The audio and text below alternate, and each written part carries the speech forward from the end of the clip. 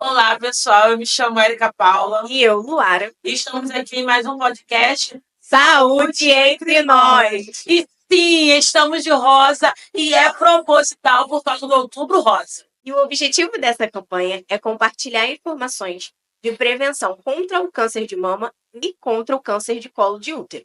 E conosco hoje, para esse bate-papo, temos aqui a ginecologista e obstetra, doutora Poliana Andrade.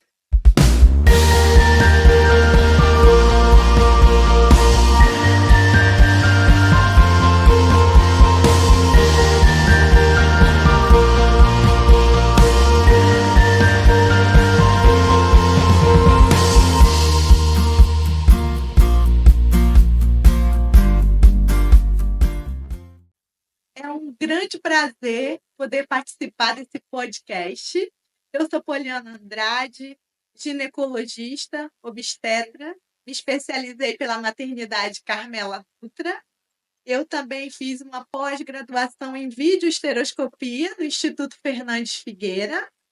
Fiz o curso de colposcopia, nível básico e avançado, onde eu fiz estágio no Hospital dos Servidores. Atualmente, eu sou pós-graduanda em Medicina Funcional Integrativa. Nossa! A gente está muito bem acompanhada. Desculpa aí. Doutora, qual a importância de falarmos sobre a prevenção do câncer de mama e do colo do útero? Então, nós vemos essa importância porque depois do câncer de pele, câncer de mama e o câncer de colo uterino, ele é muito frequente no meio das mulheres.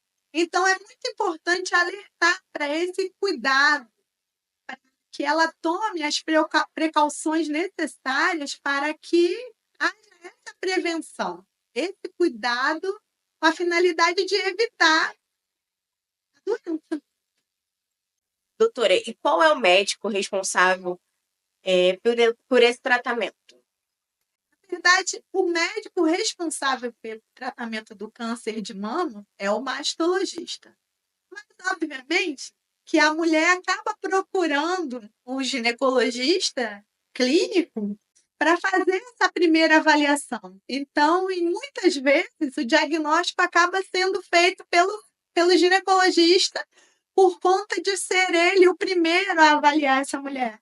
Doutora, qual a importância de falarmos sobre a prevenção contra o câncer de mama e por que existe esse mês, né, outubro, por que esse mês e qual o significado? Você pode falar um pouquinho para a gente? Claro, a importância na prevenção, na verdade, a importância nesse mês de Outubro Rosa é em chamar a mulher, em alertar ela no sentido de se prevenir do câncer, né? Fazendo o rastreio adequado, procurando um profissional habilitado para que faça toda a investigação necessária com a finalidade de prevenir o câncer de mama e de colo uterino. E esse mês de Outubro Rosa, isso ficou convencionado, por quê? Porque em 1990, em Nova York, nos Estados Unidos, foi feita uma corrida em prol da cura do câncer de mama. E aí, durante essa corrida, eles distribuíram laços rosa para as pessoas que estavam participando. E aí, posteriormente, o governo americano acabou acatando, né, esse mês como mês de prevenção do câncer de mama. E depois, muito tempo depois, isso ocorreu aqui no Brasil também. E aí ficou esse marco do Outubro Rosa. Doutora, e quem é o médico responsável por diagnosticar e tratar esse tipo de câncer, tanto de mama quanto de colo de útero? O câncer de mama, quem é o especialista é o mastologista.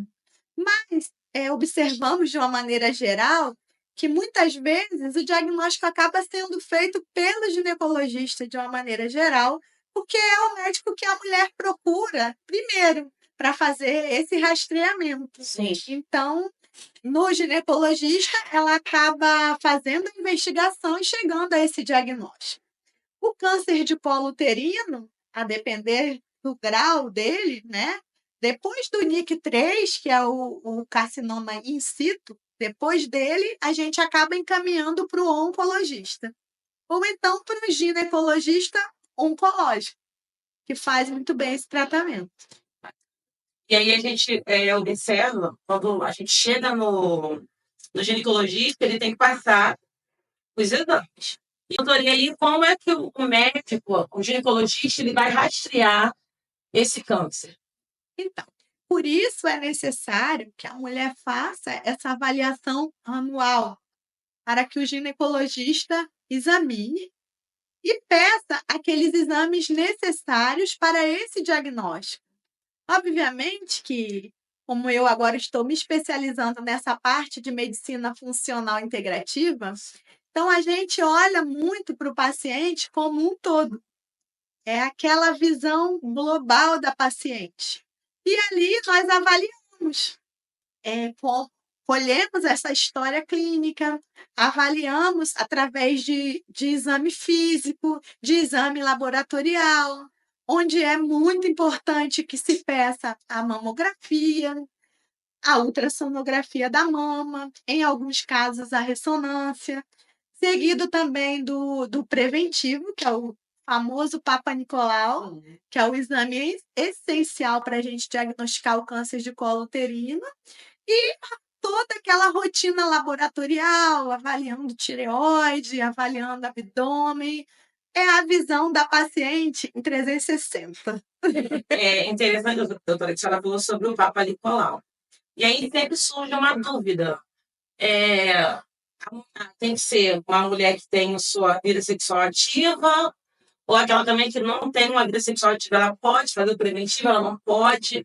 Tem esse tipo de dúvida no meio É da muito nossa comum essa dúvida. Mas, assim, o exame de Papa Nicolau, ele é indicado para aquelas mulheres que já são sexualmente ativas. Sim. Porque você faz essa coleta diretamente no colo uterino, na parte ectocervical, e lá dentro no orifício, que é a parte do canal, a endocervical. Doutora, e qual é a importância da mamografia e a partir de qual idade ela deve ser iniciada? Existe algum outro exame que ajuda nesse diagnóstico? Você falou aí da ultra, da ressonância. Explica um pouquinho pra gente. Sim, sim. A mamografia é um dos principais exames para o rastreio do câncer de colo uterino. Mas existem algumas nuances que a gente precisa avaliar. Por exemplo, aquela paciente que tem um familiar de primeiro grau, por exemplo, mãe, uma irmã muito jovem, que teve câncer de mama. Então, é importante um rastreio assim, muito mais, eu diria, muito mais. Fugiu a palavra. Frequente? Eu diria um rastreio. Gente, minucioso, criterioso. Então, a mamografia, para o rastreio do câncer de mama, é um exame extremamente importante. É através dele que a gente começa a primeira avaliação. Ele é indicado para as mulheres a partir de 40 anos de idade. Agora, tem algumas nuances que a gente precisa dar importância, como, por exemplo, aquelas pacientes que têm história familiar de câncer de mama em parentes de primeiro grau, por exemplo, mãe, uma irmã muito jovem. Então, essas pacientes, elas precisam de uma atenção melhor.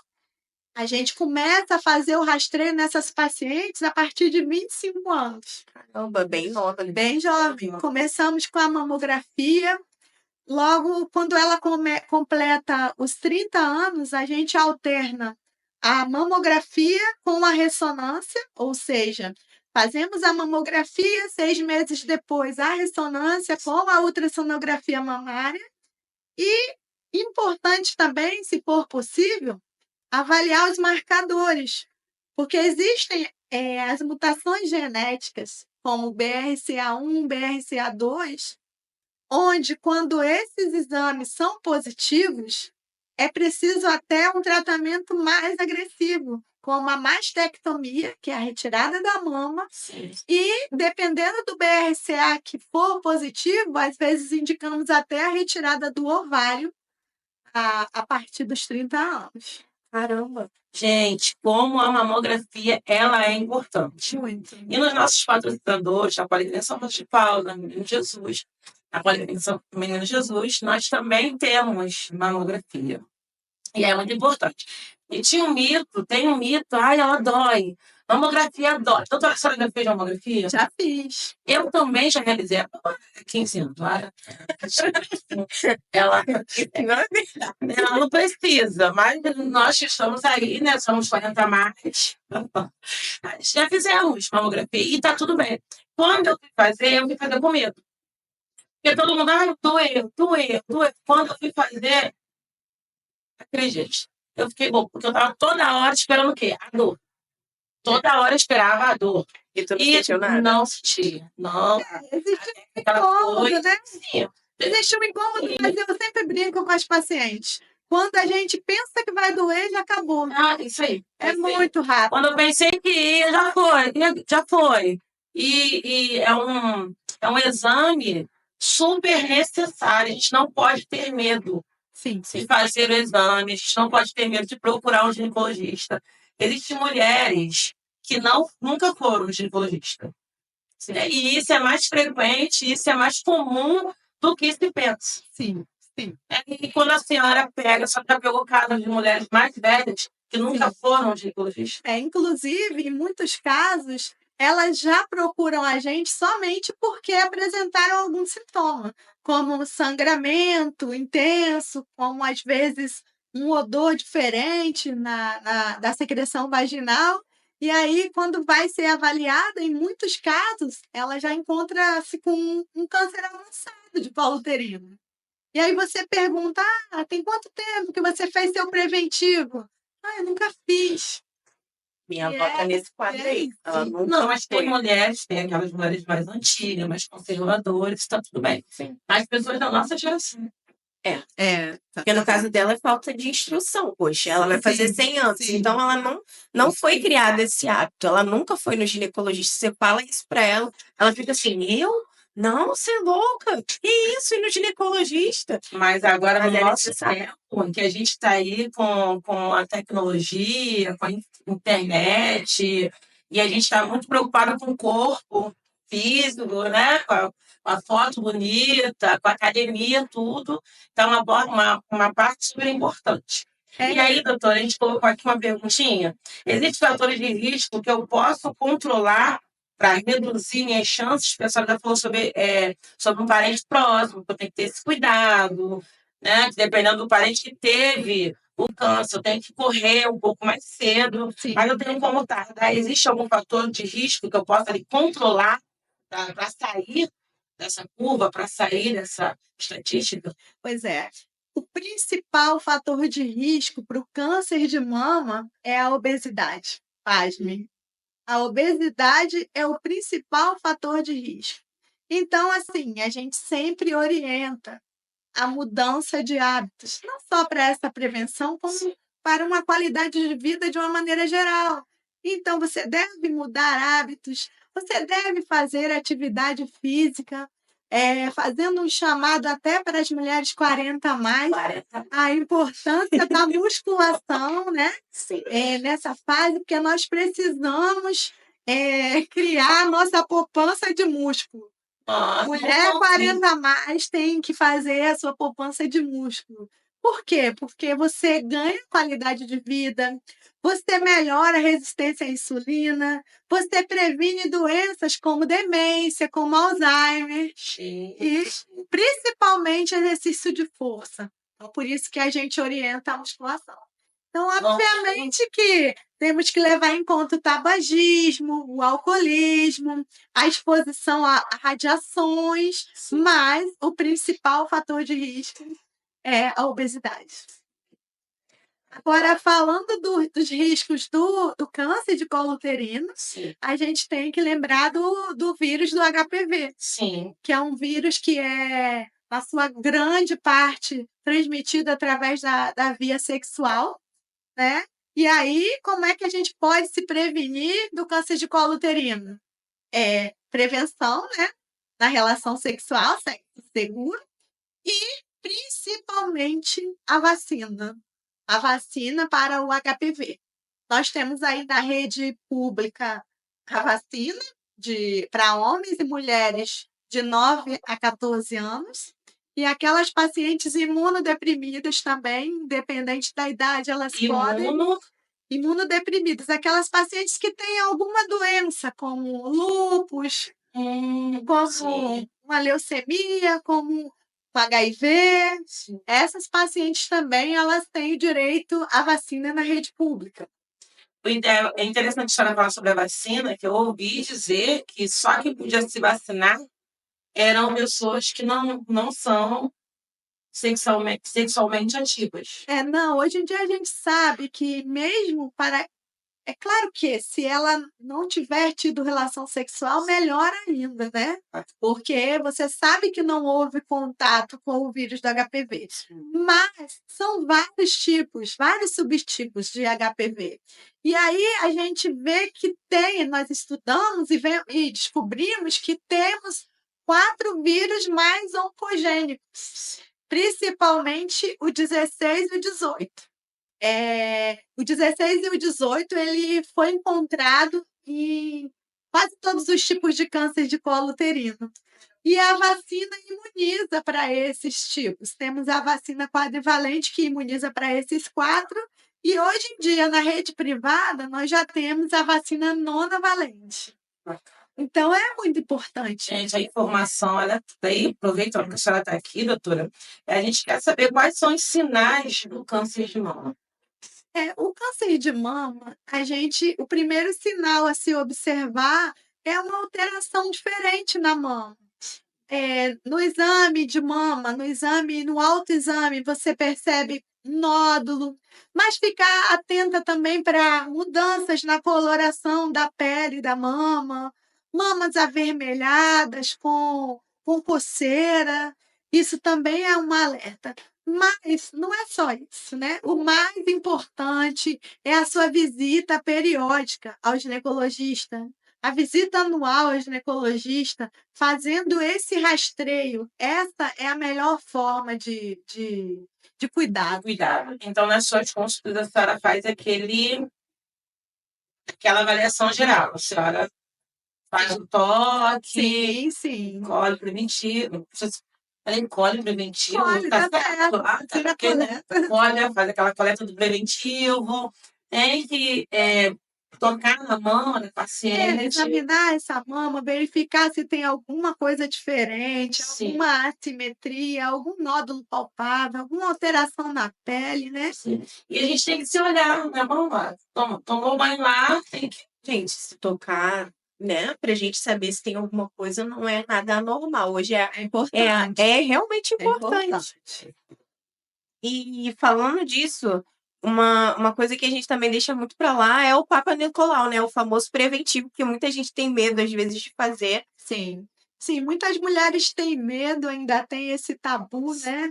A gente sabe que isso tem que ser trabalhado. Hoje em dia, muitas coisas já mudaram, a mentalidade das mulheres, graças a Deus, está bem diferente. As mulheres estão lendo mais, a informação está chegando mais rápido, como pela rede social, pelo podcast, por tudo, né? Elas estão tendo acesso a essa informação e cuidando mais, né?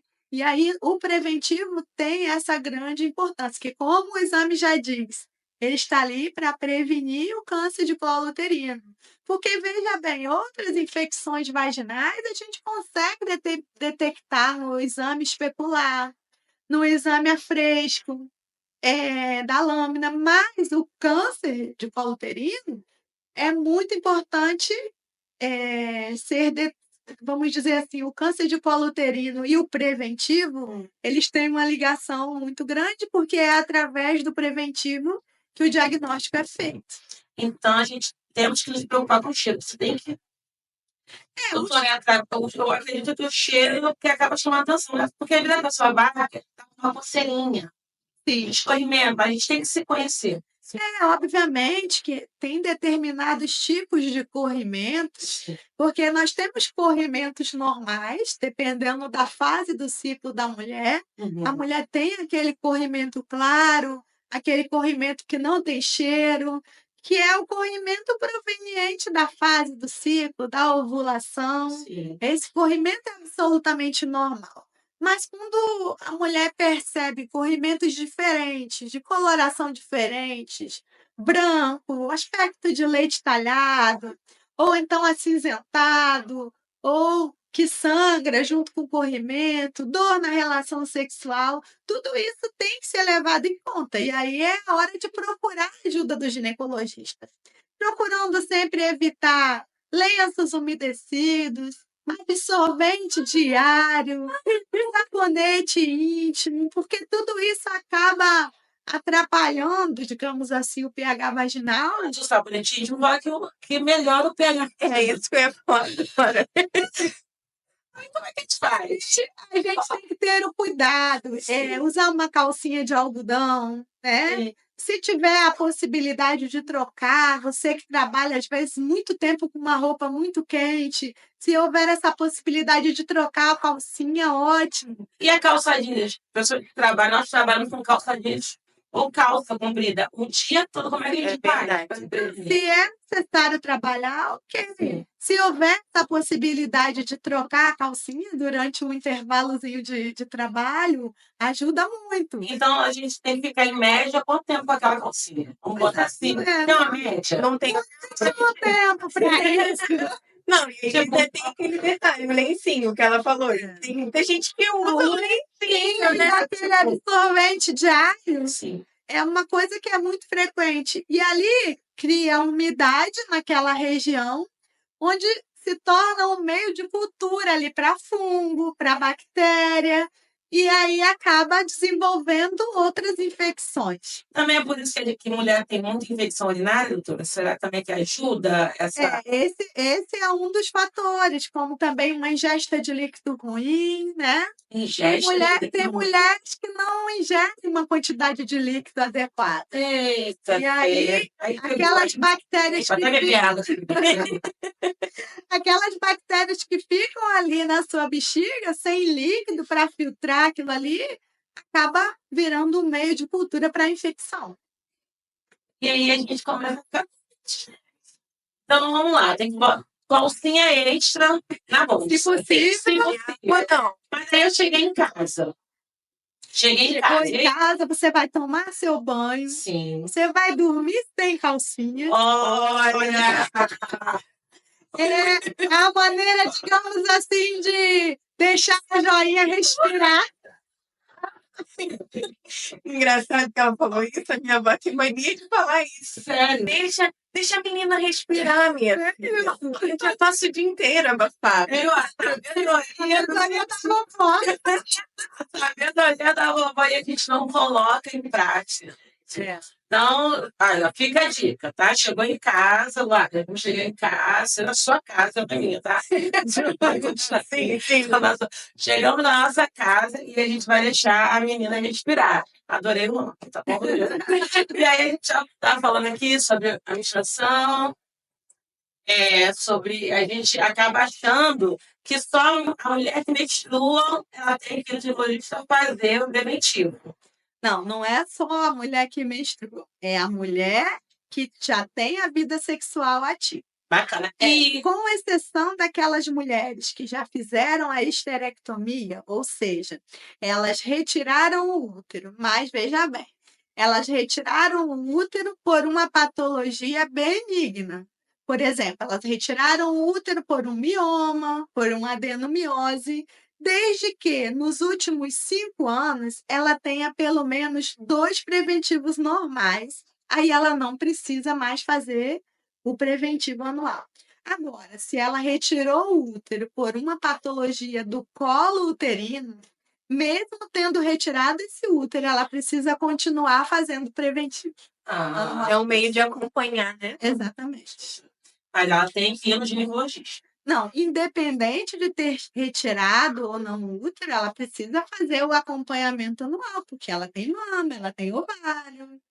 Ela tem cavidade vaginal. Mas eu já ouvi mulheres falar assim, mas eu tirei tudo, menina. E aí, eu acho que o tudo dela é tudo. O ovário, Mas o tudo dela é o útero, colo uterino e ovário. Mas aí ela vai deixar de ser mulher. É o que eu falei no início. É preciso que o profissional veja a mulher 360. A mulher, ela é um ser inteiro. Você precisa avaliar ela de uma forma integral. Você tem que ver o que está faltando de nutriente nessa mulher. Às vezes a gente pega aqui mulheres cansadas, queda de cabelo, unha fraca, não sei como ela acorda. Doutora, eu acordo, parece que eu capinei a noite inteira. E aí, quando você avalia, ela tem a ferritina lá no pé, ela tem a B12 lá embaixo, ela tem a vitamina D muito baixa. Então, a mulher tem que ser vista como um todo. Não é um útero, não é uma mama. É uma mulher que precisa estar em equilíbrio para que ela possa ter uma qualidade de vida e aquela longevidade saudável que nós desejamos. Porque nós não queremos envelhecer, chegar a 80, 90 anos, deitado numa cama, precisando de alguém para cuidar. A gente quer envelhecer o mais jovem possível, entende? É isso. bacana. E como a gente está falando dessa mulher que retirou o útero, essa mulher mais velha, como a menopausa ela afeta essa mulher, porque a gente tem aquela parte reprodutiva, nós estamos no nosso auge, e daqui a pouco a gente se depara com a menopausa. Essa é uma pergunta que eu considero assim a melhor até agora. Porque antigamente as mulheres nasciam, elas menstruavam, elas iniciavam a vida sexual, elas engravidavam, tinham seus filhos e entravam na menopausa e morriam. Porque parecia que a menopausa era uma sentença de morte para a mulher. E hoje em dia a gente vê que não, que a menopausa é a melhor fase, porque a mulher está independente. A mulher já fez uma faculdade, ela construiu a sua família, ela é o momento que ela precisa viver mais para ela. Só que por que esse tabu todo em relação à menopausa? Lá em 2011 foi feito um estudo chamado WHI. E esse estudo usou a reposição hormonal, porém foi uma reposição hormonal de uma forma sintética. Esse hormônio foi feito da urina de égua prenha. E a progesterona não era uma progesterona natural, era uma progestina. Então, esses medicamentos foram ministrados nas mulheres na idade de 60 anos. E aí, o que aconteceu? Explodiu câncer de mama, infarto, um número assim exuberante. E isso causou uma preocupação muito grande em relação à reposição hormonal. Só que, posteriormente, o WHI fez um outro estudo, que é o WHI modificado. Então, percebeu-se nesse estudo que a idade estava errada. Por quê? Porque fizeram numa idade muito avançada essa reposição, e hoje em dia a gente tem uma janela de oportunidade, que é aquela mulher que pode fazer essa reposição até os 60 anos de idade. E aí, outra coisa também que foi percebido, que precisava ser feita com o hormônio bioidêntico, ou seja, a reposição feita com aquele hormônio que você tinha e perdeu. Então, é o estradiol, é a progesterona micronizada e também, em alguns casos, a testosterona. Então, a menopausa, ela anda com a... Nós temos que fazer, toda mulher que entra na menopausa, ela tem que fazer essa reposição hormonal? Quer dizer, quase todas, Quase. porque nós temos as contraindicações. Mas antes de falar disso, vamos concluir. Depois que eles modificaram esse estudo, que fizeram essa reposição bioidêntica, eles perceberam uma mudança, um benefício nas mulheres. Ou seja, diminuiu-se o número de infartos, diminuiu-se o número de osteoporose e diminuiu-se o número de quadros como demência, como Alzheimer. E aí percebeu-se que a reposição era muito benéfica. E aí, seguindo para a sua pergunta, a gente sabe que nada é 100% na medicina. Então, aquelas mulheres que têm história pessoal de câncer, nós não fazemos a reposição hormonal. Aquelas pacientes que fumam, pelo risco de tromboembolismo, a gente não faz a reposição hormonal. E aquelas mulheres que têm doenças como lúpus, né? A gente também não faz a reposição hormonal. Fora isso, tem que ser avaliado caso a caso. Então, é praticamente um mito dizer que a mulher que faz reposição hormonal, ela tem o maior risco de ter câncer de mama. Sim, é um mito exatamente por conta desse WHI e é um chamado até a conscientização de outros colegas, porque tem médicos que ainda têm essa visão de que a reposição dá câncer. E aí é necessário a gente estar sempre atualizando e vendo esses benefícios na qualidade, né? Você vê mulheres que fazem reposição extremamente bem, né? Dá uma qualidade de vida, a Qualidade de volta. vida. E atuando, porque nós nascemos com aquela nossa carga genética. A gente tem essa carga que nós herdamos dos nossos ancestrais, não tem como mudar isso. Mas a gente tem também a epigenética, que é possível você silenciar alguns genes benéficos ou não benéficos através de quê? Dos nossos atos. Então, quando a gente tem hábitos de vida saudáveis, uma alimentação saudável, uma atividade física, você consegue silenciar alguns genes que poderiam trazer algum malefício para você. Então, é como se a genética fosse uma arma, mas a epigenética é o gatilho. E quem aperta esse gatilho é a epigenética. Então, nós somos extremamente responsáveis em cuidar e prevenir determinadas doenças. Doutora, e como que o câncer do colo de útero e o câncer de mama, eles podem ser tratados? Então, é necessário uma avaliação. Cada caso é um caso. Por exemplo, o câncer de mama você consegue tratar desde a cetorectomia, que é a retirada daquele quadrante onde está o nódulo com uma margem de segurança, até a retirada da mama. E tem casos que precisa de radioterapia, de quimioterapia, de complementação com a medicação hormonal, a depender do tipo de câncer que é detectado. E no câncer de colo uterino também é preciso fazer um estadiamento. A gente tem que ver até onde a doença está indo para definir esse tratamento. Por exemplo, se for um câncer no estágio inicial, estágio 1, estágio 2, a gente consegue fazer a esterectomia ampliada, que é o overtime, e a mulher fica tratada.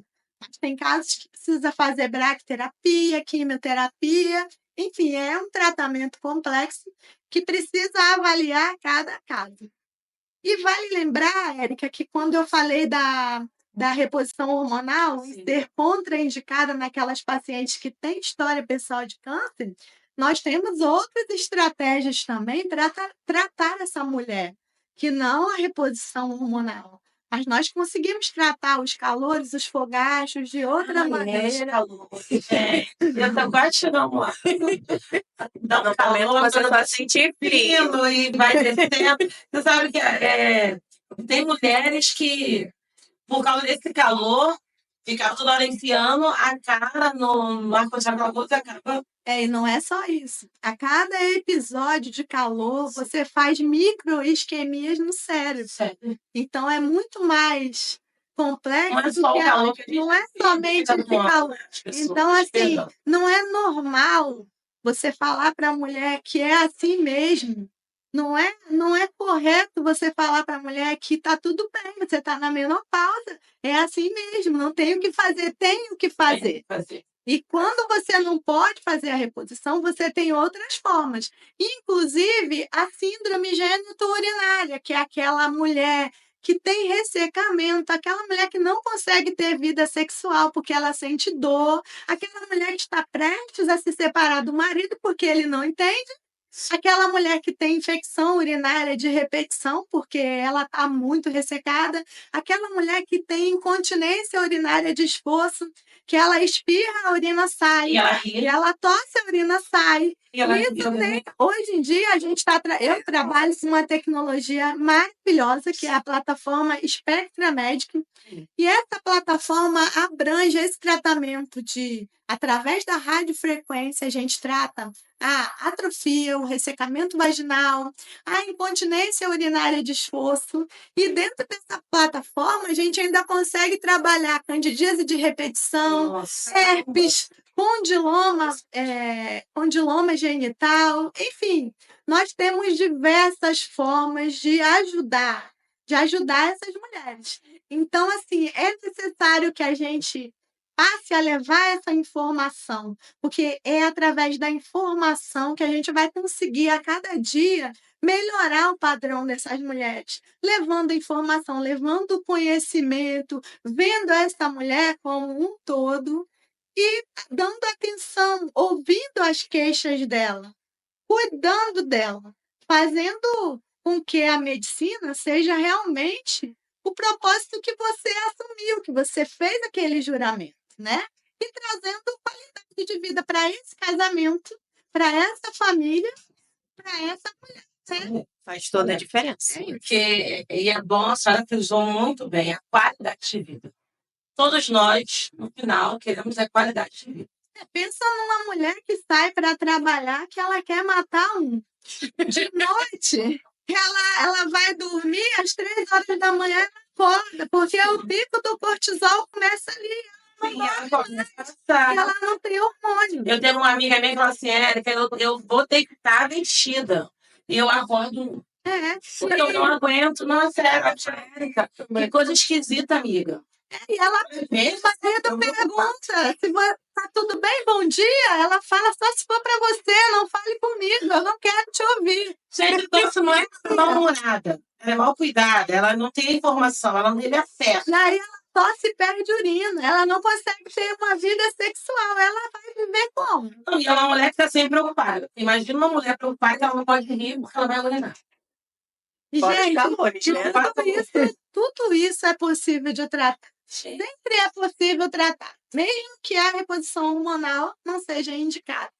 Doutora, muito obrigada. A senhora vem aqui e dessa maneira tão simples, falando simples, trazendo informação. E vale lembrar que quanto antes ser diagnosticado, as chances de cura são em torno de 95%. Vale lembrar, quanto antes eu me tocar, quanto antes eu procurar ajuda, procurar o ginecologista, não é normal você só ir lá, o ginecologista ele só colheu o preventivo. Não, ele tem que examinar toda. O ginecologista é o médico da mulher. Precisa ouvir e resolver todas essas demandas dessas mulheres. Isso é o grande papel do ginecologista. Eu incluiria do ginecologista com a visão integrativa. Nossa, doutora, muito obrigada. Eu que agradeço, foi muito bom. Adorei. E aí eu quero que a senhora, para finalizar, deixe uma mensagem do Outubro Rosa aí, para nossas mulheres. Homens também, tem homens que estão nos assistindo, tá lá, olha, chamou a esposa, senta aqui, agora a gente vai entender que esse calor, a gente vai dar um jeito nisso aqui. Deixa uma mensagem essa pessoa. A mensagem é que esse Outubro Rosa, ao invés de estarmos naquela corrida em prol da luta para a cura do câncer, que a gente esteja nessa corrida para evitar que isso aconteça. E é muito simples.